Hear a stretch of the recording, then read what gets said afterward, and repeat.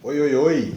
Aqui é Gustavo Aguiar Marinho, na nossa quarta aula do chamado Clube Heidegger. Um clube que eu decidi criar para conhecer pessoas, de preferência brasileiras, que se interessam pelo pensamento do lenhador da Floresta Negra. E nessa aula eu vou explicar para vocês o porquê de o Heidegger realizar a chamada viragem, a transição ou a Kehr em alemão, né, em seu pensamento. Porque houve um giro no interior, um giro hermenêutico no interior do pensamento do próprio Heidegger. E ele faz isso porque a linguagem se revelou insuficiente para dar conta da questão do ser lá em Ser e Tempo. Lembram que eu disse que o livro é um projeto inacabado, mas é um projeto que nos lança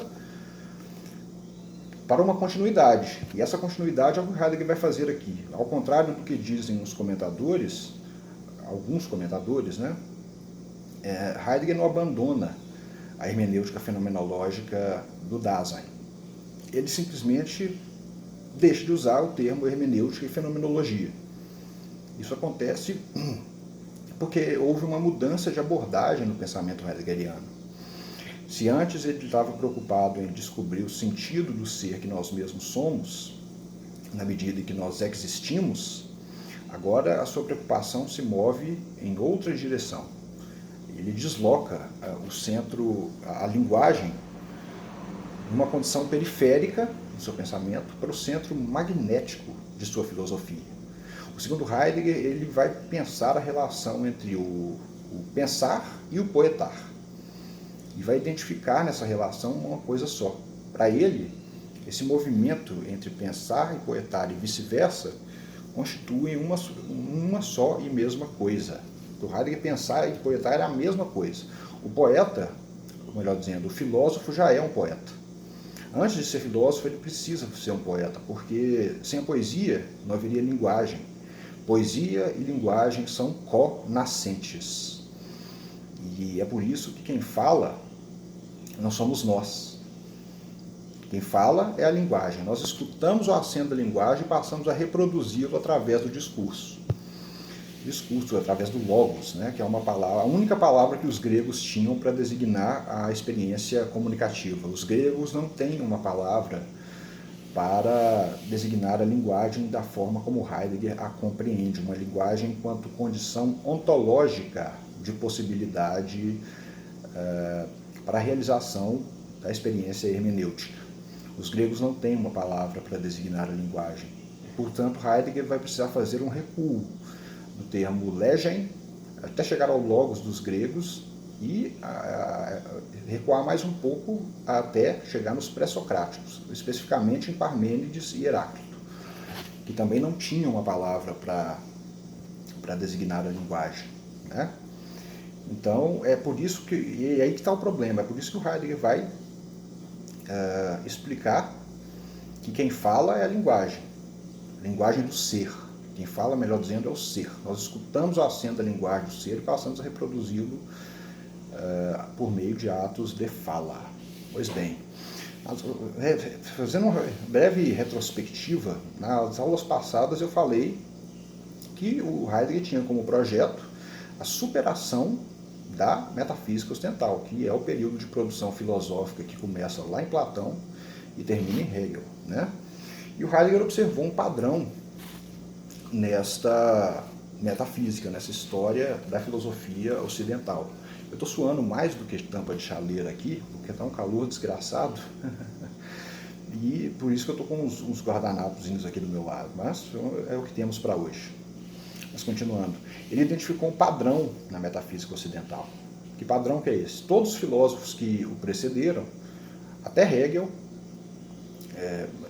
até Husserl, se você for parar para pensar, Husserl estava preso no pensamento metafísico, com o eu transcendental husserliano.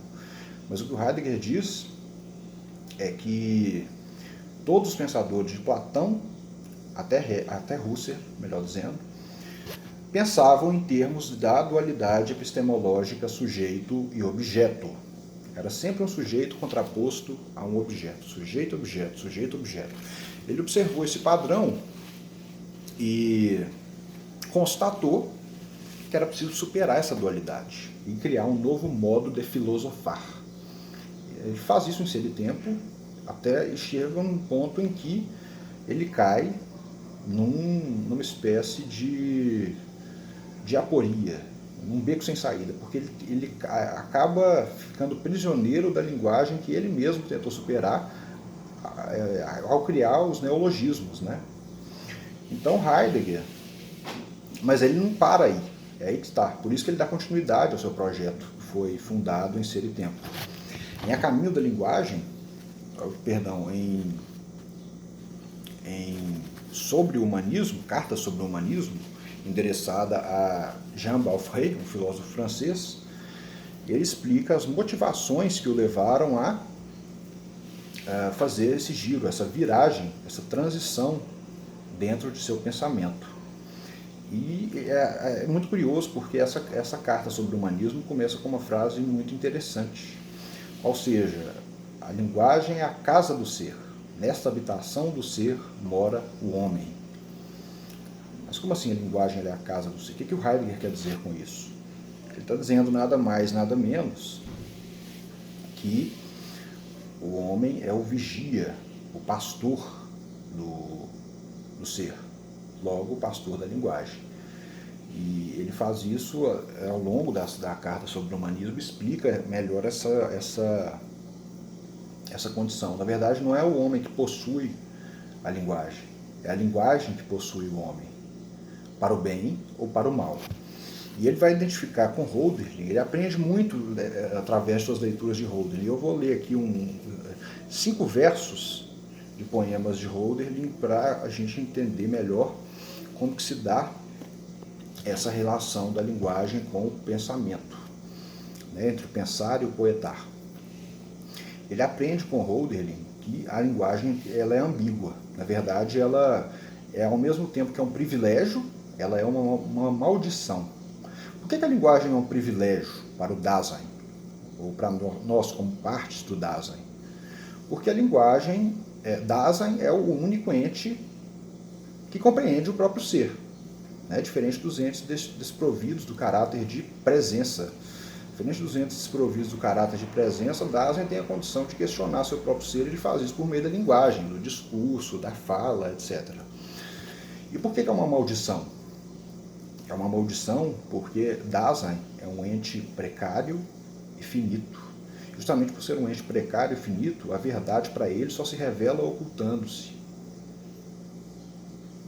Então, ele vê partes, ele tem um vislumbre, ele tem um lampejo, na verdade, da verdade, mas essa verdade não se revela em sua totalidade para o Dasein. A verdade do ser, ela se revela parcialmente, porque Dasein é um ente precário e finito.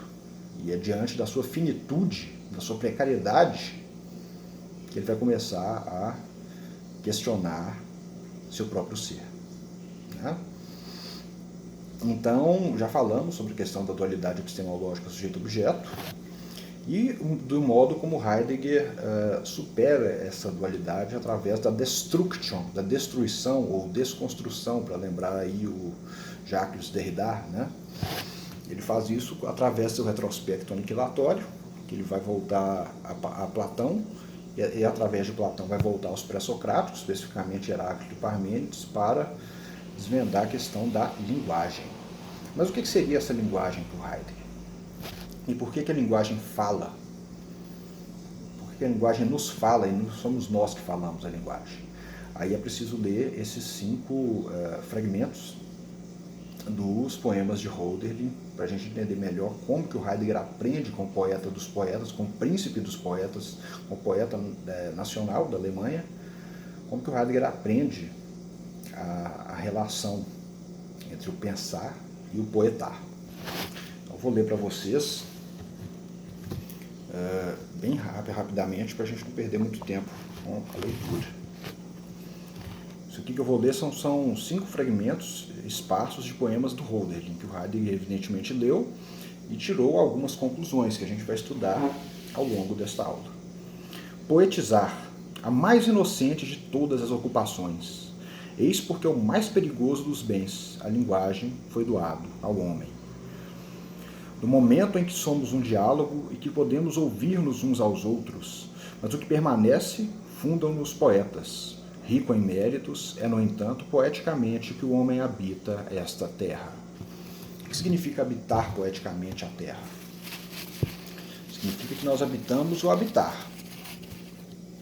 Mas como assim habitamos o habitar? Nós habitamos a linguagem, porque nós nos sentimos familiarizados com ela.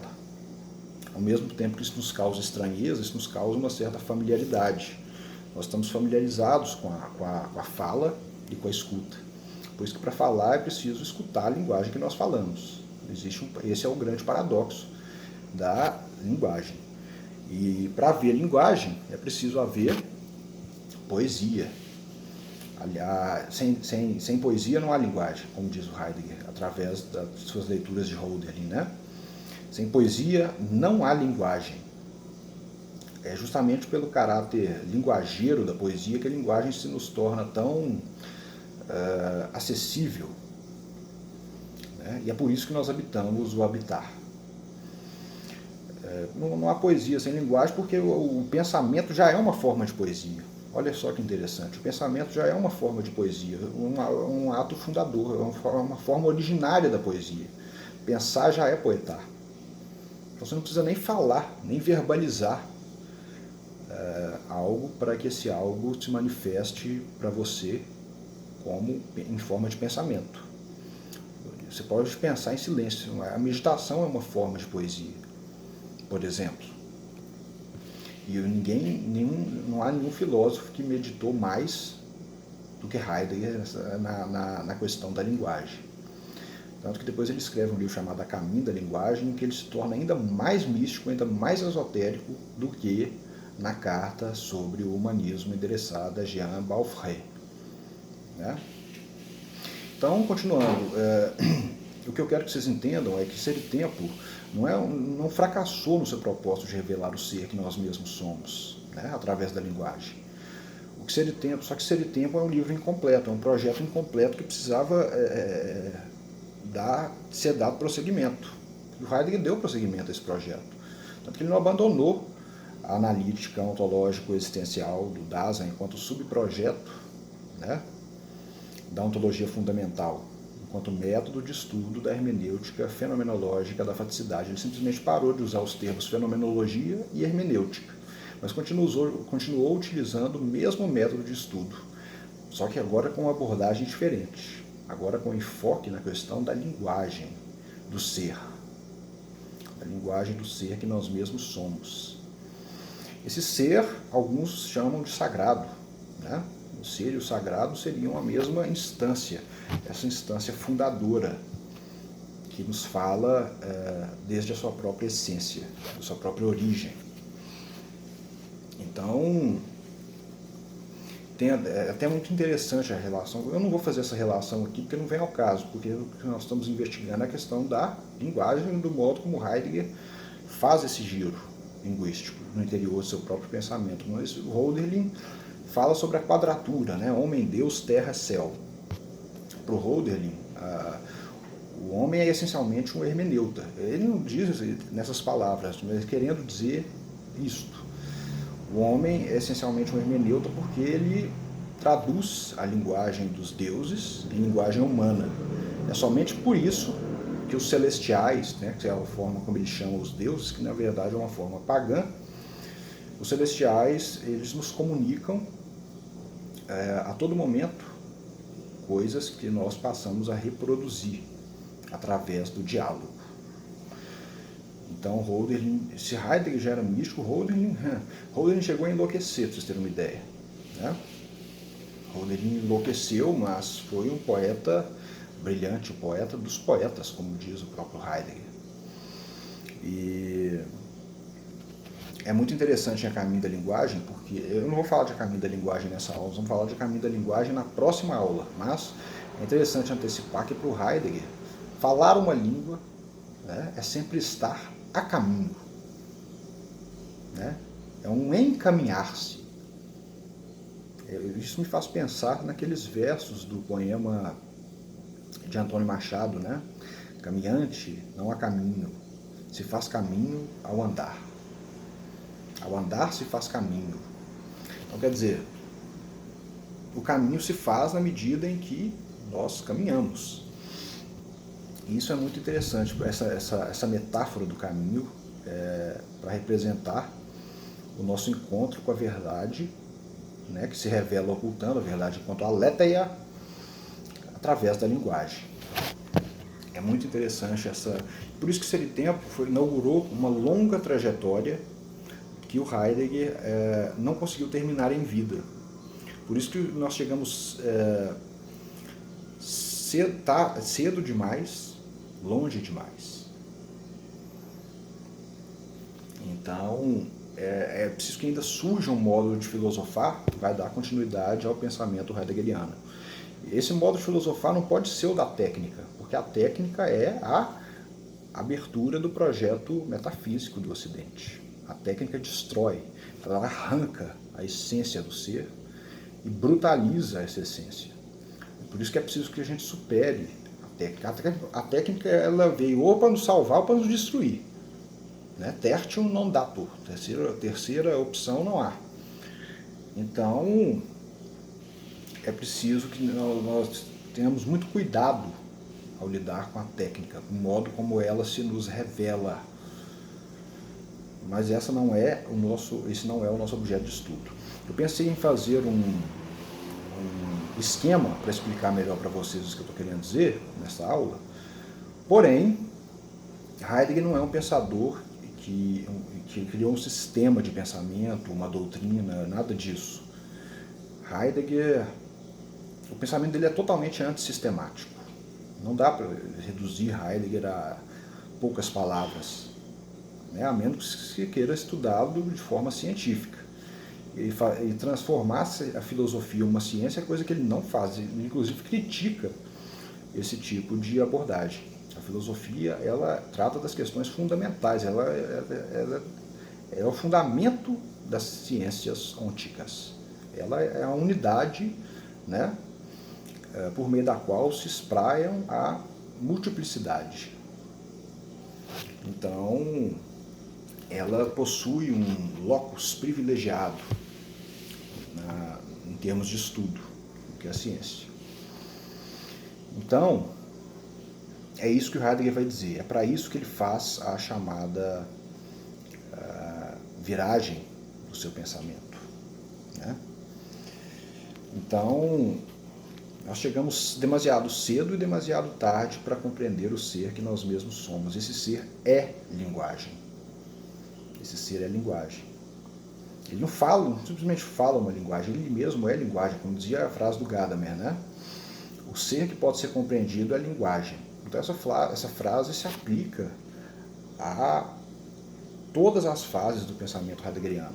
O que acontece é que antes o Heidegger, em Ser e Tempo, tratava a linguagem como uma questão periférica. E agora, a partir de Cartas sobre o Humanismo, ele, nas conferências que foram ministradas e publicadas sob forma de livros, ele transfere essa linguagem periférica para o centro magnético do seu pensamento. Né? Então, é um encaminhar-se mesmo. Falar uma língua é estar a caminho de, né? Alguma coisa que a gente não sabe o que é, porque a filosofia não está avançada o suficiente, ela não chegou longe o suficiente para compreender o pensamento heideggeriano. É preciso que ela avance muito mais e que venham pensadores para dar continuidade a este projeto. Né? Então, é por isso que Heidegger é considerado o filósofo mais importante do século XX. Porque ele introduz na filosofia um novo modo de pensar. E esse pensamento passa a ser o guia do seu modo de filosofar. Aqui eu deixei aqui as minhas páginas matinais, porque eu costumo escrever as páginas matinais todos os dias, né? E eu decidi escrever um pouco hoje de manhã sobre o tema desta aula. Eu escrevi um pouco sobre o tema desta aula, porém, não vou ler para vocês, porque eu acho que ficaria estranho se eu lesse as minhas páginas matinais numa aula gravada. Mas o que eu escrevi aqui é basicamente isso. Eu só deixei o caderno aqui do meu lado para poder me orientar. De vez em quando eu vou dar uma colada aqui, só para eu não deixar de falar nada com vocês. Eu tenho muito medo de esquecer de falar alguma coisa importante que pode ser uma informação determinante para vocês compreenderem o pensamento heideggeriano.